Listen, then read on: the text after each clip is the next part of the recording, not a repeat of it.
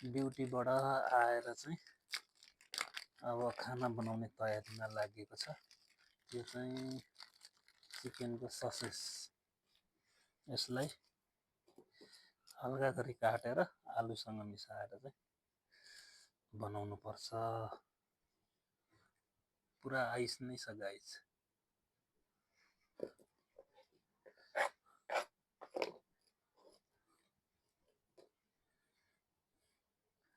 एउटै रुममा भए पनि अब के छ भने अब म ड्युटीबाट यहाँ आउँदाखेरि कोही पनि छैन, भेटघाट भएकै छैन।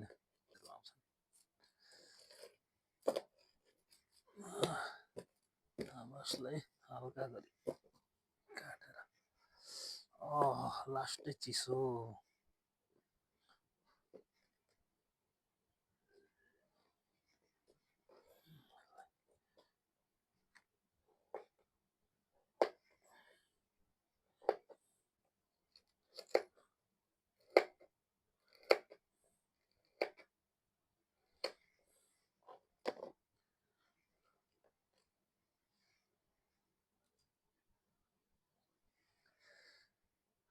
लास्टै गल्लेर आएको चाहिँ अवस्था थियो।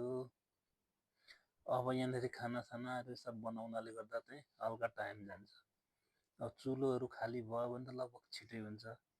चुलो भेट्दैन रहेछ भने यसले पनि अब टाइम खान्छ। अब 1 घन्टा जति खान्छ। आएर नुहाउँदा ओर्दा अनि खाना खाएर माझ्दा त 2-3 घन्टा त्यत्तिकै जान्छ सुत्ने बेला सुइङमा। अनि थोरै टाइम मात्रै हुन्छ। त्यसलाई म्यानेज गर्न चाहिँ अत्यन्तै गाह्रो। घर छोडेपछि कहिल्यै पनि निन्द्रा भन्ने चाहिँ पुग्दो रहेन रहेछ। यो चाहिँ राम्रो अनुभव गरियो।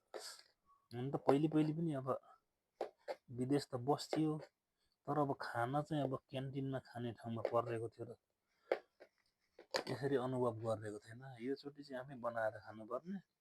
पहिले त दिन्थ्यो अरे उसले दिएकोले पनि खासै भएन आफूले बनाए जस्तो भन्छ साथीहरूले चाहिँ। तर अब त्यसरी दिँदा त भनेको टाइम त बच्यो। अब बनाइराखेको हुन्छ आएर खायो। अब आफै सबै रेडी गर्दा त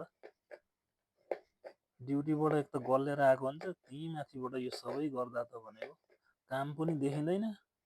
मसिनो काम यता उसमा उ गरो, के गरो, यता गरो, के हुँदैन। अब मसला कहाँ सिद्धिएको हुँदैन, तेल हुँदैन, फेरि गएर लिएर आयो यता सारो, कता लाँदै टाइम त त्यत्तिकै जान्छ।